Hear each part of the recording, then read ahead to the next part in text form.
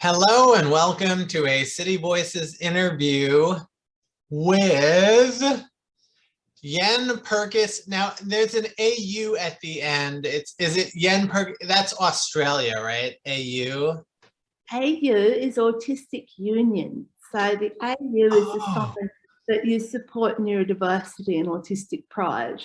It's from the Autistic Union, and a lot of autistic advocates and supporters have the AU on their name. So Yenn Purkis, AU, that's you. You're an international autism and diversity awareness expert. Apparently. That's what it said on a website that I looked over before this interview. Tell me, a lot of people think that with autism, there's a lack of empathy. That autistic people can't read emotions or express. Can you tell us, like, if that's a myth and why that is a myth? It pretty much is a myth. I think one of the problems is that autistic people do empathy differently to neurotypical people. So we often have two kinds of empathy that neurotypical people don't, and one of them is cognitive empathy. So that's being thoughtful, knowing if someone's having a hard time with something, being there for them, that kind of thing. It's more practical. It's not feeling what they're feeling. It's actually thinking what they're feeling and supporting them. And sometimes that's misinterpreted.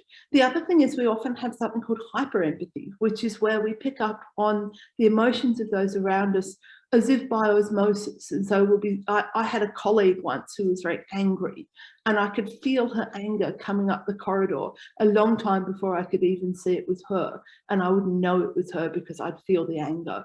I was in the psychiatric hospital a couple of years ago for some time, and there was a woman there who was really depressed, like really extremely depressed. And I could feel her depression, and I was frightened of seeing her because every time I saw her, I'd take on this high level of depression. So yes, it's quite a challenge with that kind of thing, with both.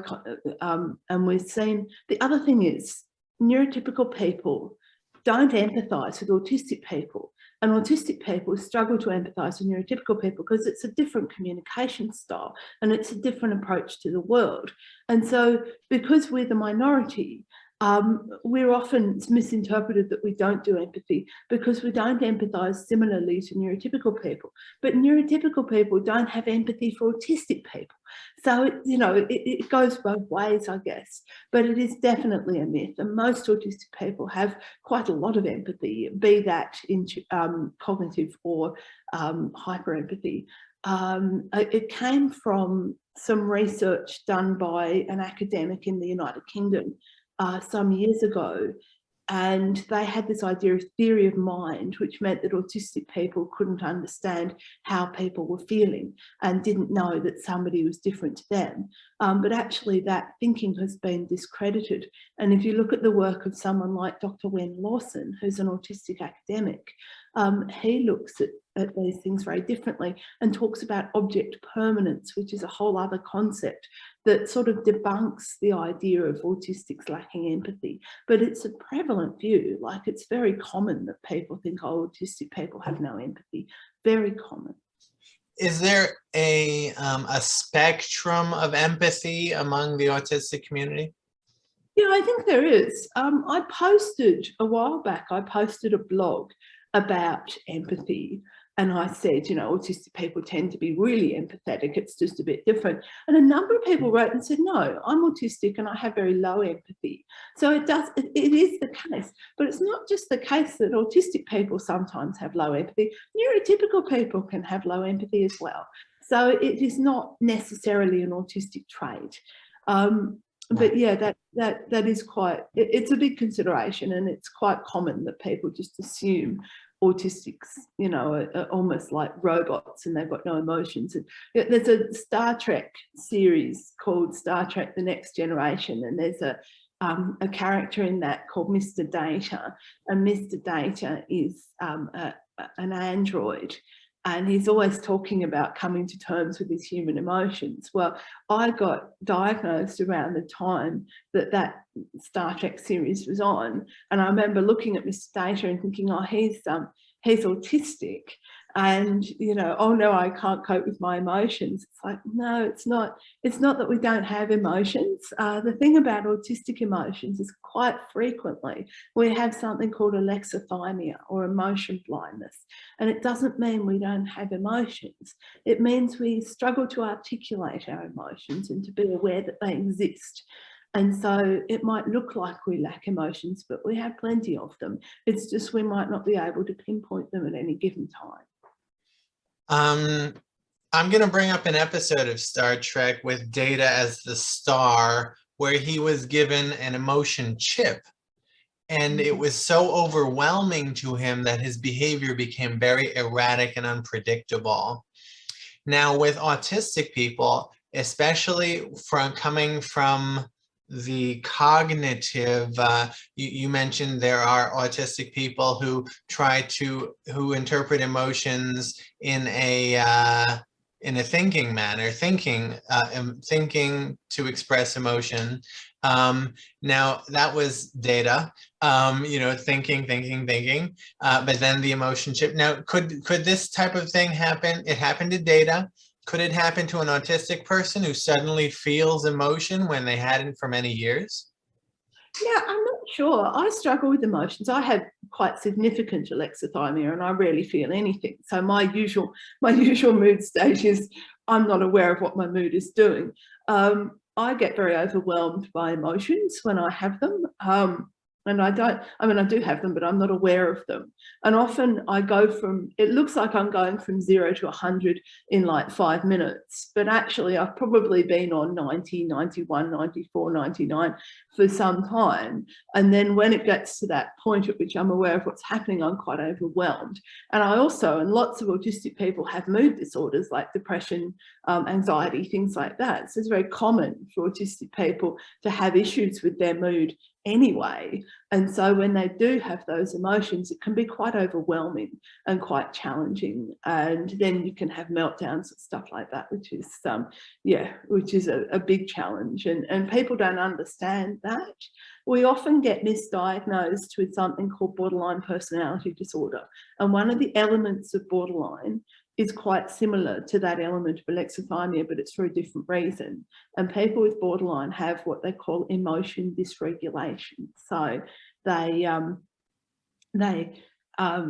can't actually keep in one mood state, and they're going from mood state to mood state. It's called labile emotions. So emotions move around, and it looks very similar to someone with alexithymia who appears to be emotionless one day and totally off the planet the next. So those things can be quite difficult in psychiatry because you can end up with people getting a wrong diagnosis, which is very common. How did you calibrate all those vibrant emotions in yourself and integrate them into the person you are today, who is expressive and can feel and can think and everything? Yeah, I used to be very, I didn't have a lot of self-awareness, I guess. I didn't know what was going on for me. I have major mental health issues. So in order to survive, I need to be across what's going on for me emotionally, but I still struggle with it. Yeah, I really do. It's quite difficult, and I still have quite significant alexithymia, and it's something you sort of learn about. And I've learned about managing emotions and being aware of emotions through what I'm doing. So if I don't make the bed, if my house is a mess, if I don't want to go to work, they're all signs that I'm depressed. Those are things that happen when I'm depressed. So I can't feel the depression, but I can see the depression through what I'm doing and how things are going with with my actions, as opposed to being able to pinpoint the emotions. Sometimes I do actually feel the depression. I remember once I was in hospital and I was so depressed, and I was sitting with the hospital psychologist, and I was just crying and crying and crying. And she said, "Oh, Yenn, you're really depressed." And I said, "Am I?" And I didn't know. And that wasn't that long ago. That was only like 10 years ago. So yeah, I do struggle with that still, but I do find the best thing I can do is just observe what I'm doing and what's going on in my life. And that demonstrates where things are up to. Like the other day, I was quite elevated in mood, like manic. And it meant that I started spending a lot of money, and I'm like, oh, I'm spending a lot of money. And you're manic. Stop spending money. But yeah, so that practical. I'm a very practical person. I have 10 books at the moment, 3 more on the go, and all of them, apart from the autobiography, have the word either practical, handbook, or guide in the title. So yes, I'm known for being practical. Let's talk about empathy a little more. Empathy, being an empath, someone who can sense other people's emotions and feel them in themselves. That is, I think like spiritual leaders would call that like another level, getting closer to enlightenment, when you can feel the oneness of everyone. You know, it's not just your feelings, it's their feelings, it's everyone's feelings, it's the feelings of nature. Here's an interesting question.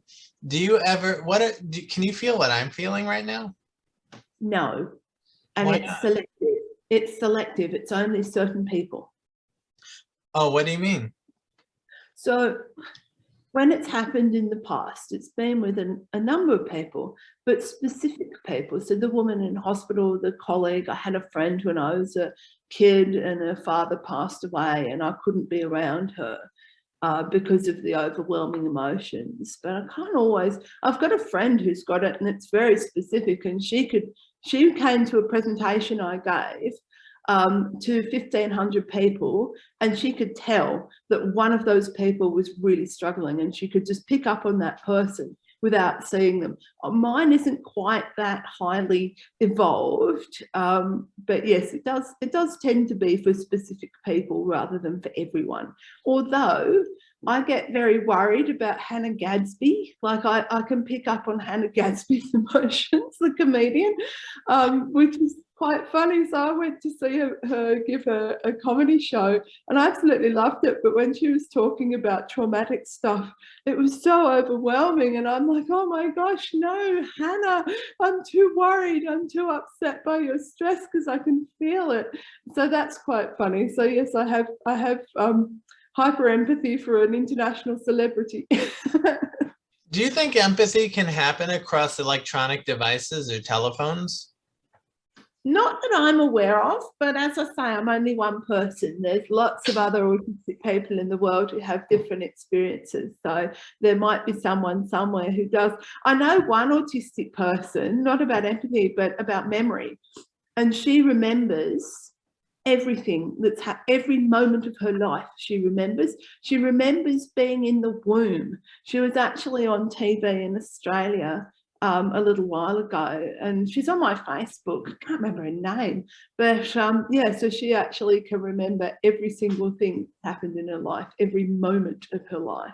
That's extraordinary. I know, it's amazing. Apparently there's an autistic person in the US, a young girl, who can read minds, which is slightly frightening, but so some people have some pretty interesting skills in the autism community. I don't have any skills like that. The mind reading woman can, how does one, if she can read minds, like something comes to her mind, and is it in the form of words or images or emotions? I'm not sure. I just read an article about it a few years ago and I'm thinking, whoa, that's a prodigious skill. My prodigious skills are nowhere near that exciting. It's writing and public speaking, pretty much. Those are the things I can do without any preparation or training. Yeah, and it's gotten you pretty far, but let's we only have not much time left. So you have a profound experience with autism, with mental health challenge. I think it was schizophrenia, right? Schizophrenia and anxiety and anxiety. depression. Yeah. Or disorder, because I get both. I get manic and depressed, so mood disorder. Do you find there's more discrimination from the public with autism or with schizophrenia? schizophrenia. Like the other day I Googled well-known people with schizophrenia, and it was not a long list, and most of them, it was all about how tragic their life was, and after they got diagnosed, how they couldn't do anything ever again. That's pretty much the image. The other image is violence. So people with schizophrenia want to be violent. I'm not violent. I wouldn't hurt another human being ever. When I'm unwell, I'm frightened. I'm scared because everything's terrifying. It's like being in a waking nightmare. I wouldn't wish it on anyone. Autism, there is prejudice around autism. There's stereotypes. That's what I come up against with autism, is stereotypes. Like the lack of empathy. The lack of empathy. You know, oh, we're all on the spectrum somewhere. Oh, yeah, that one annoys me. Yeah, we're all maths geniuses. We're all asexual and cisgender. Yeah. Okay, let's talk about gender, because that's another aspect of you that is not I don't know how to phrase it, but it's non-conforming to gender, right? Yeah. Tell us about your gender identity. So for many years, I thought I was a lesbian because I was masculine in my presentation. I used to have a shaved head, and I still wear flannelette shirts and all of those things. So I thought that meant I was a lesbian because I didn't know there were other gender identities. And then a few years ago, I came across this idea of non-binary, and I had a number of friends on the spectrum who were transgender and non-binary, and we got talking about gender and what it might mean and all of that. And so over about a period of a couple of years, I started thinking, well, maybe I'd always known my gender was something different to the norm because I didn't feel like a boy or a girl.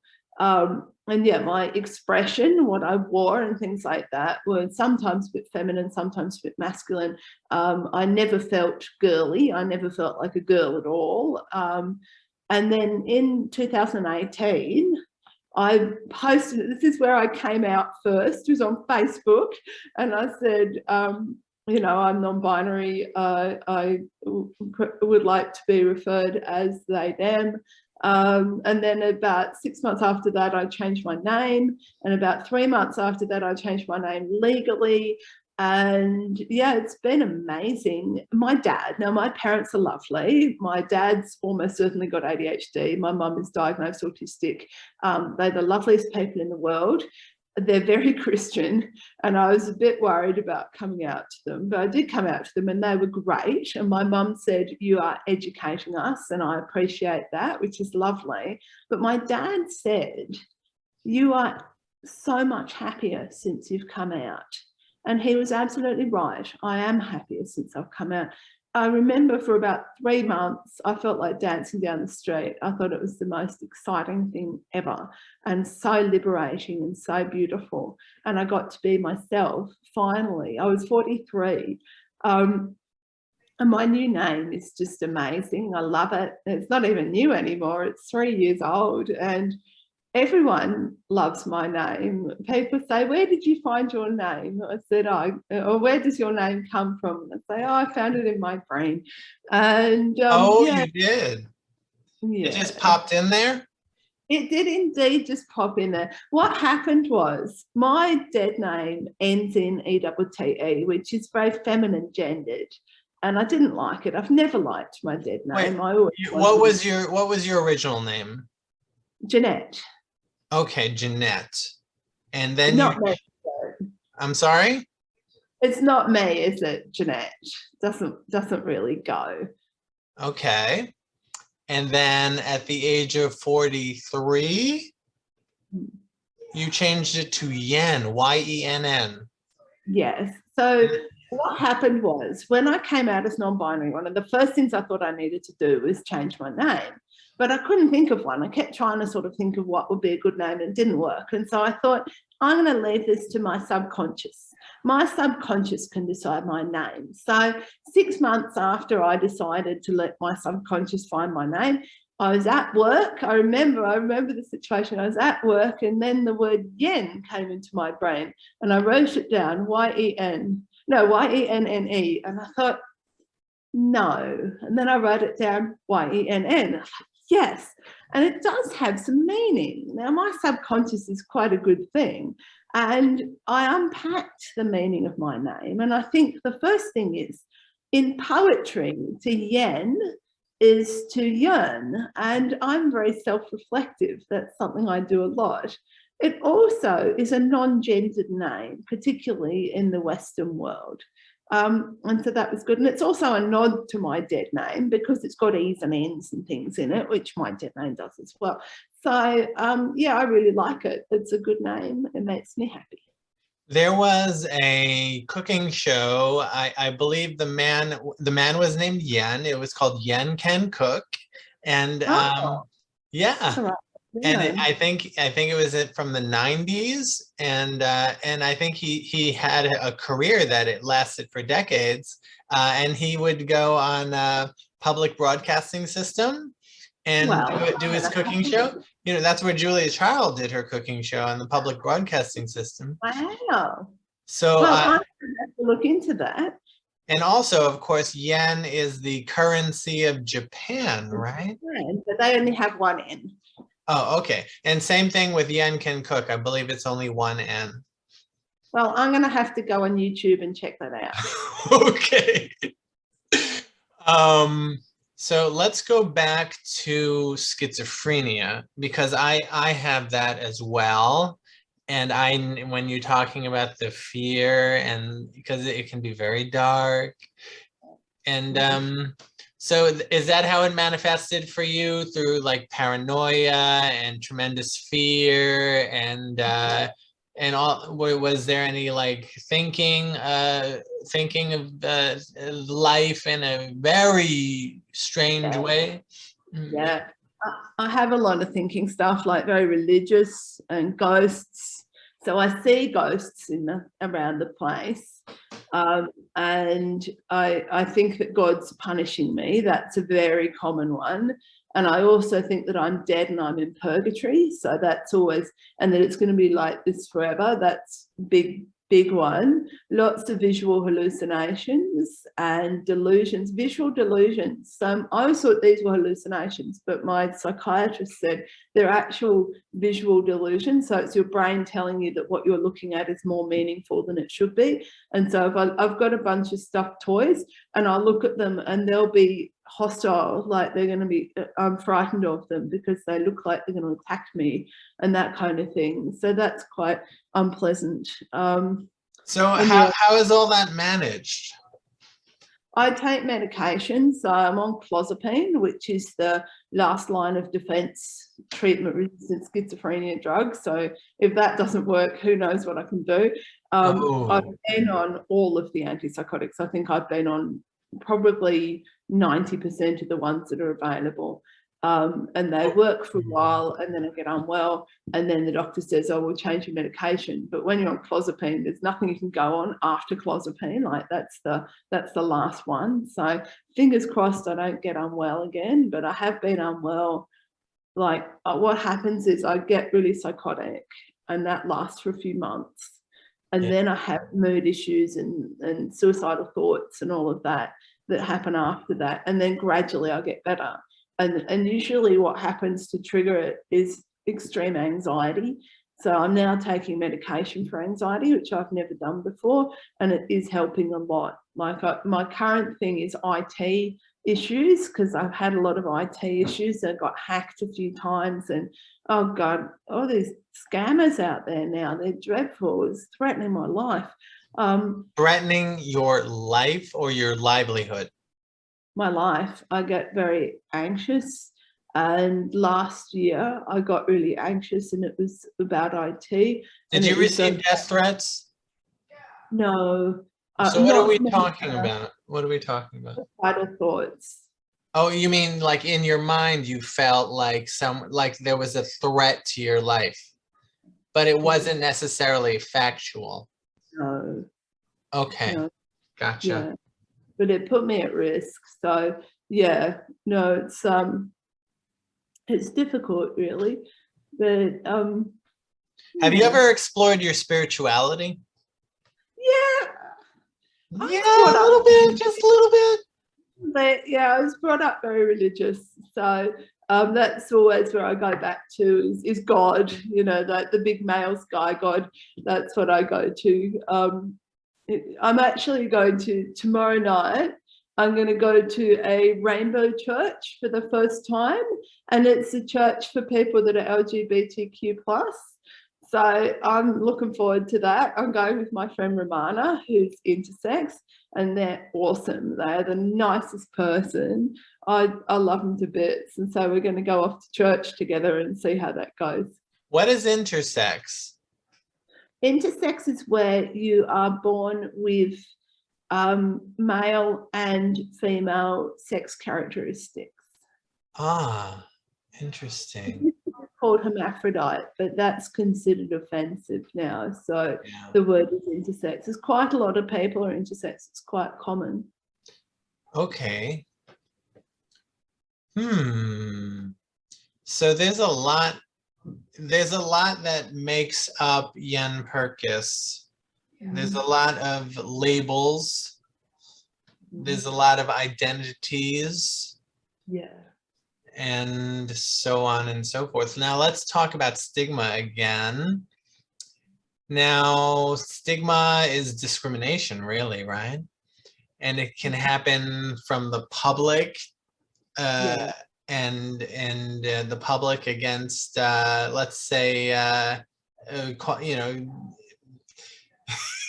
stigmatizing autistic people as having no empathy and everyone on the spectrum and all these different ideas. That's a form of stigma. Stigmatizing people with serious mental illness as being dangerous and out of control and incompetent, and that's a form of stigma. But and stigma can happen from the media and from the community at large, from society. It can also happen from colleagues at work. It can happen from family members and friends.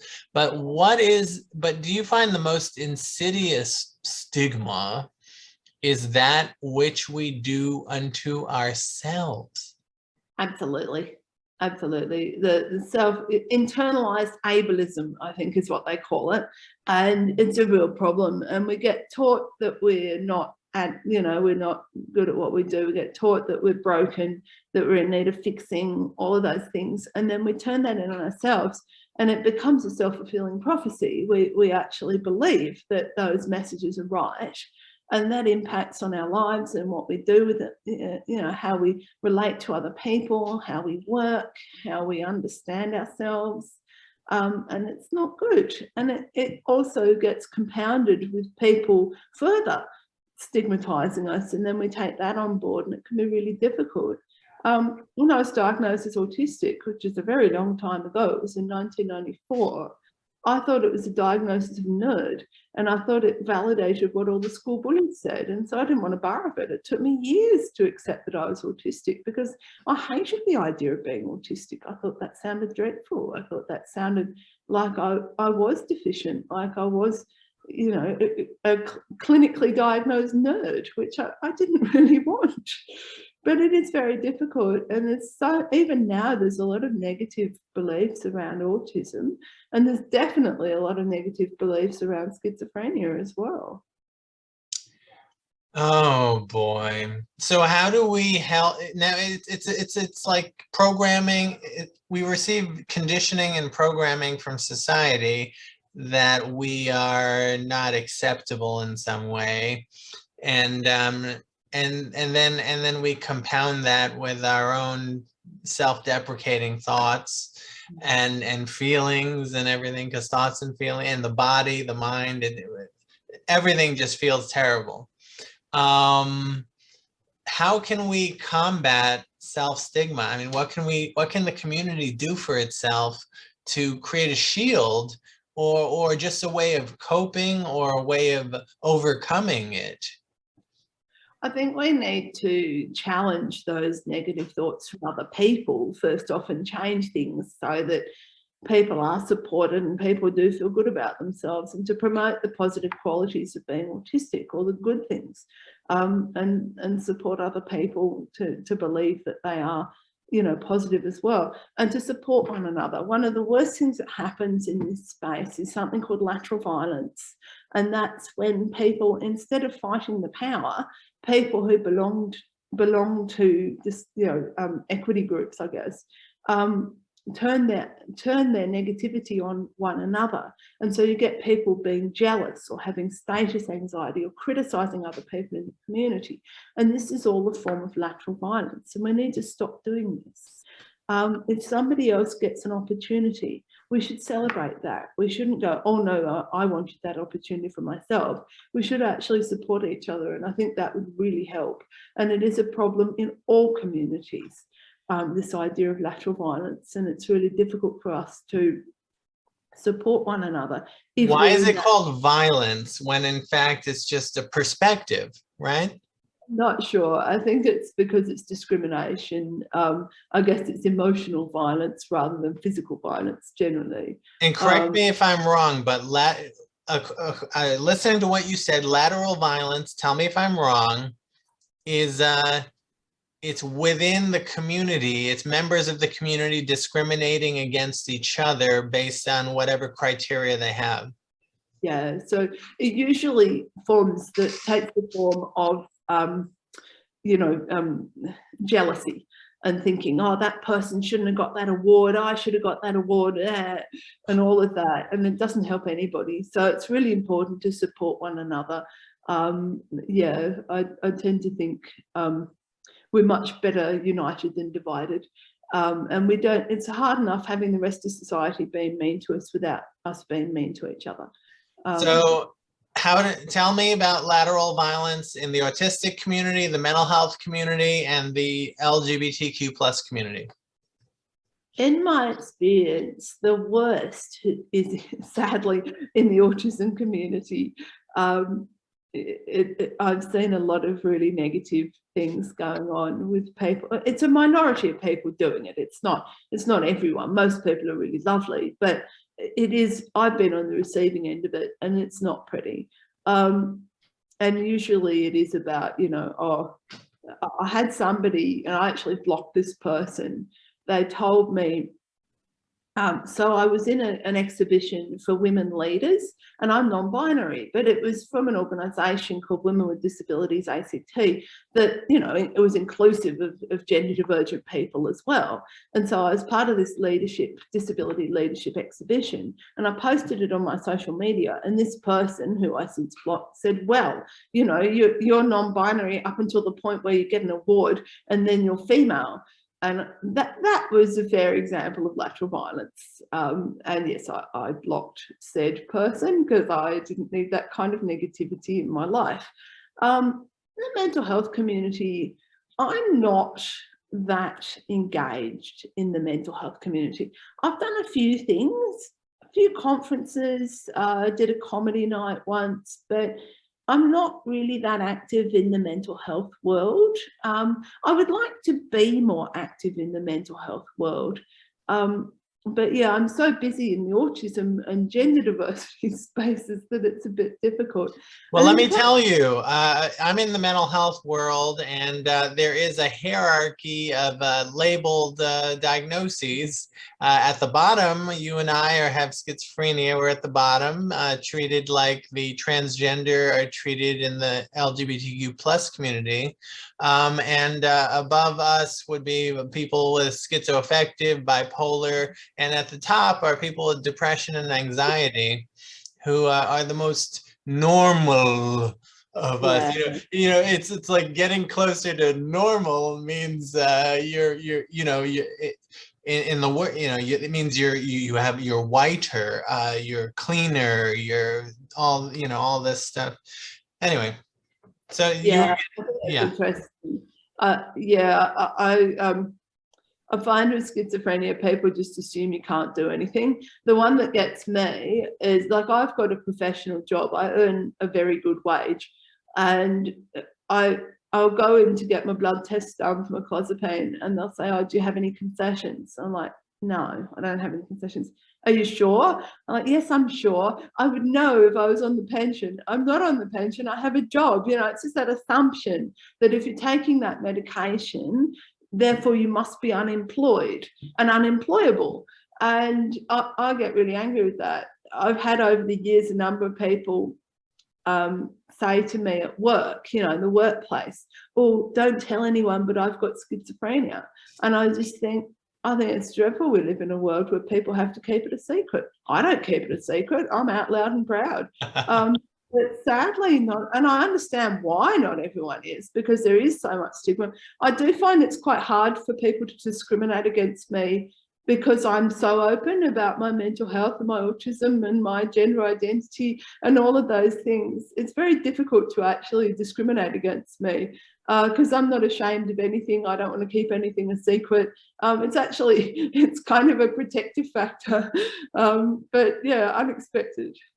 And now tell us about lateral violence in the LGBTQ plus community.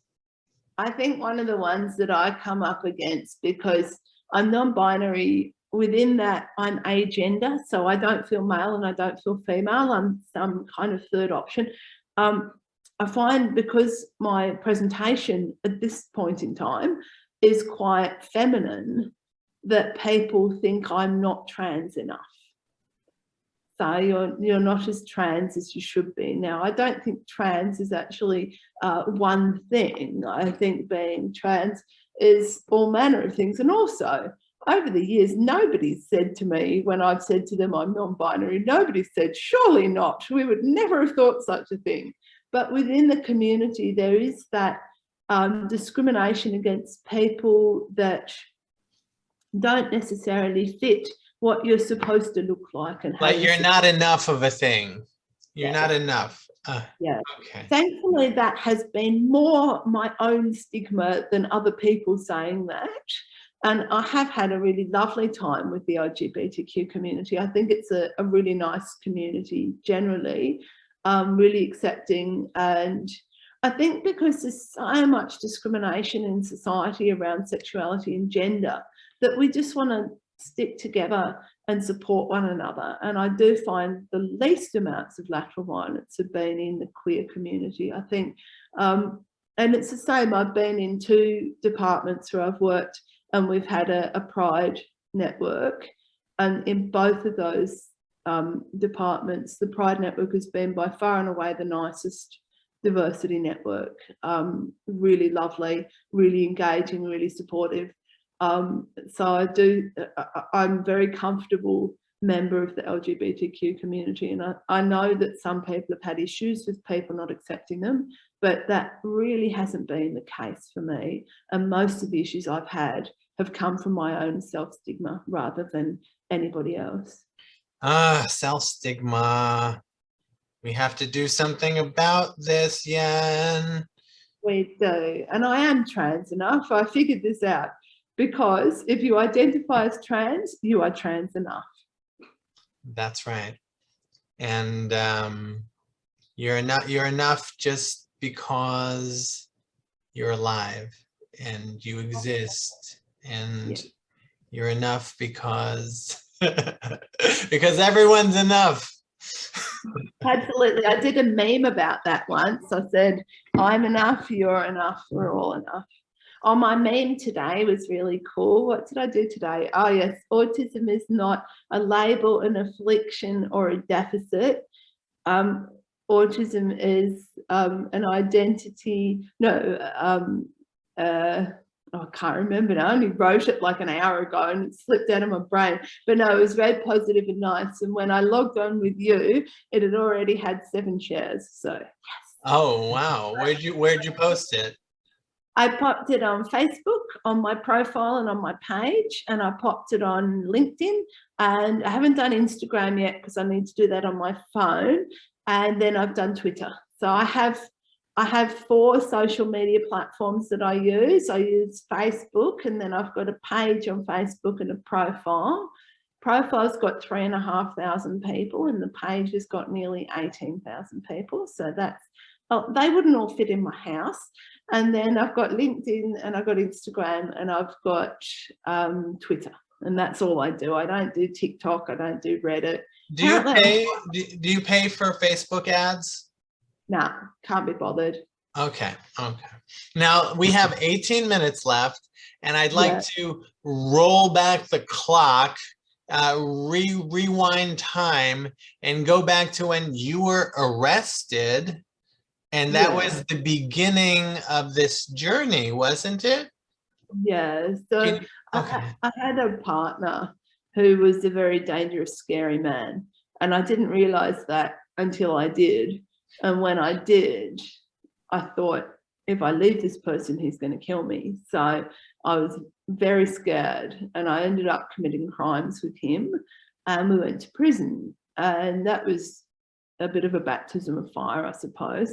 I learned how to mask when I was in prison. I was very good at masking in prison, so I acted like everyone else to be accepted, and more to the point, not to get killed. And then that was started 5 years of my life where everything was very challenging. And, you know, I'm lucky to still be here after all of that. But when I was in prison the first time, I was diagnosed as autistic by Dr. Vicky Bitziker. And then I was released from prison, and then I ended up being homeless. And so I moved in with my parents. I got a schizophrenia diagnosis because I self-medicated with illicit drugs. And that brought on psychosis, which I still have now. Good one, younger Yenski. And then I spent the next sort of 3 or 4 years in and out of various institutions. And life was very challenging. Now you were more of a, like, wasn't it more for you were politically active before prison, and you went to prison for a political demonstration, was it?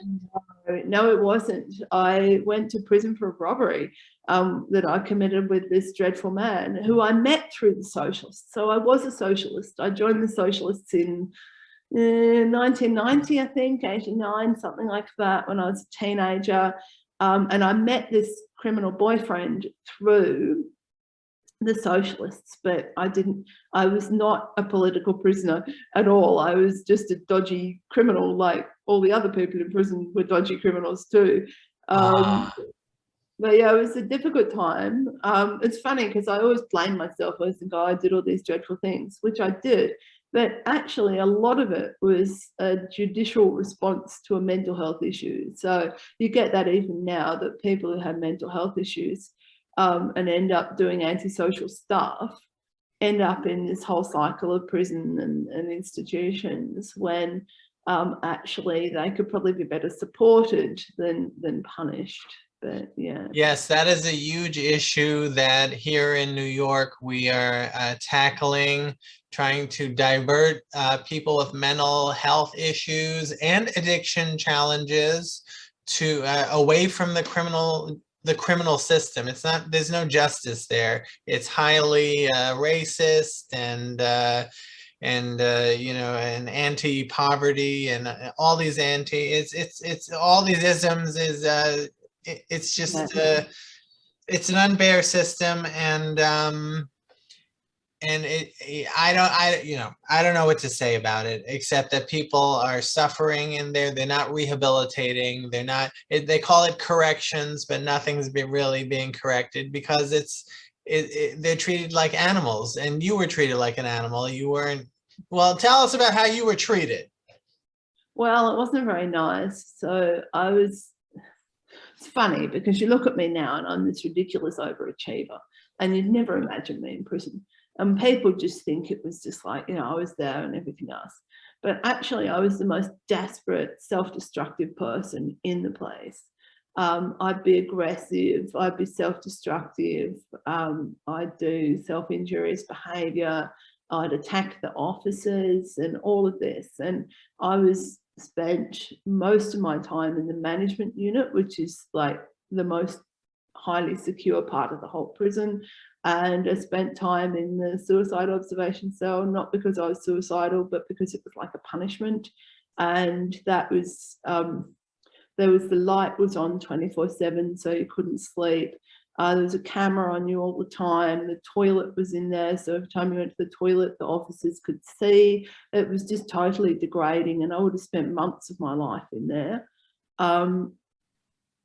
It's funny, I don't hate anyone because of this. I don't even hate myself because of it, but it was a very difficult situation, and I'm very glad I got out of it. Did Yeah, you I should experience any kindness from anyone in the prison system?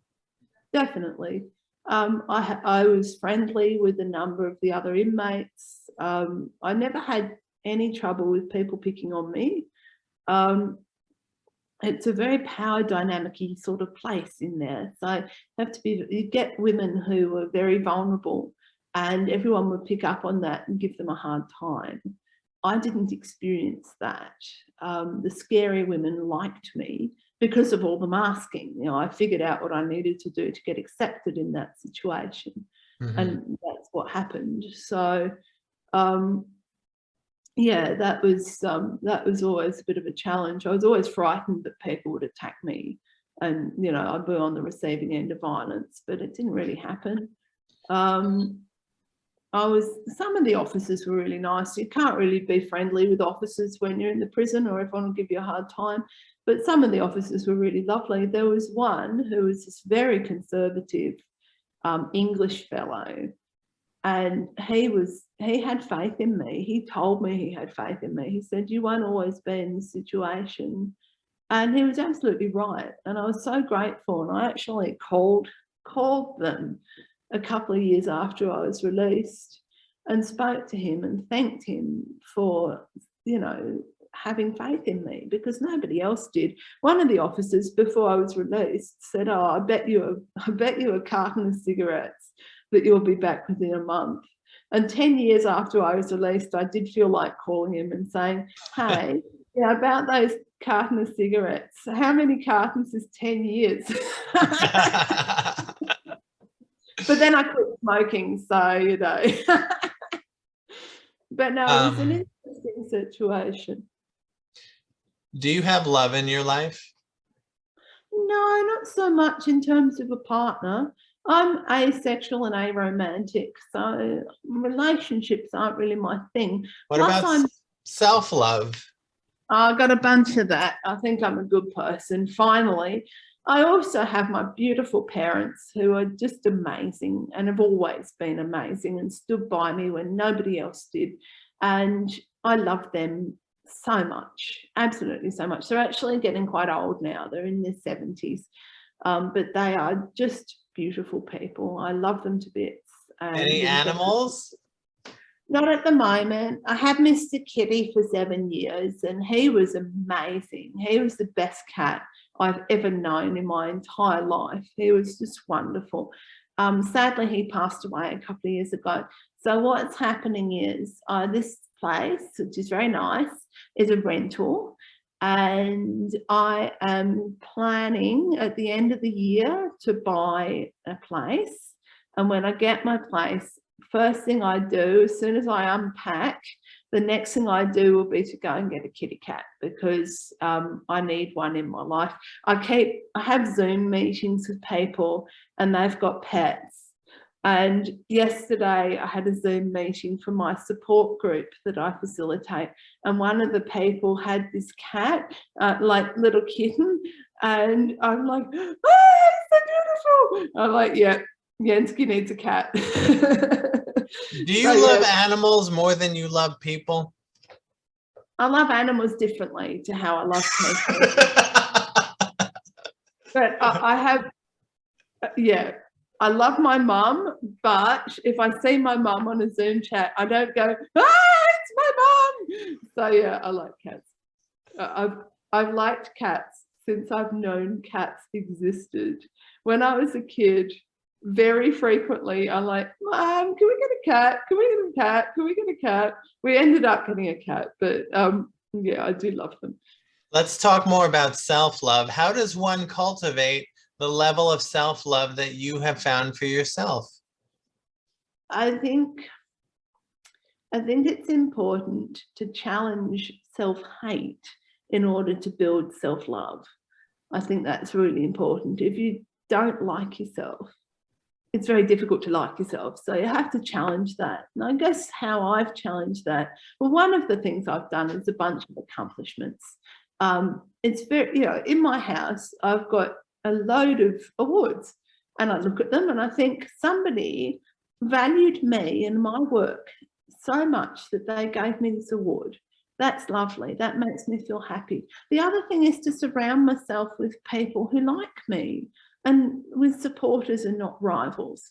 You know, it's important to have people in your life that validate you and that don't invalidate you, you know, people that actually, they're not your critics, they're your supporters, and that you're their supporter as well. I think that's really important. And to do things that you enjoy, you know, it's very easy for me. You know, doing this morning and talking to you, this is lovely. This is affirming. This makes me feel good. So thank you. But yeah. And Okay. So you mentioned external things like this interview, the awards, your friends, your family. But what about internally, like in your small intestine, in your stomach, in your liver, in your body, in your soul? Anything there that helps with self-love? I guess I hadn't really thought of it that way.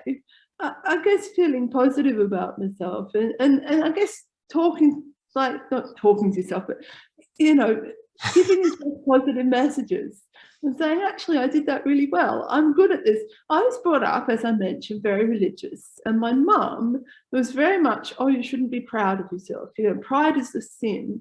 Pride is not a sin. Pride is a really, really important thing.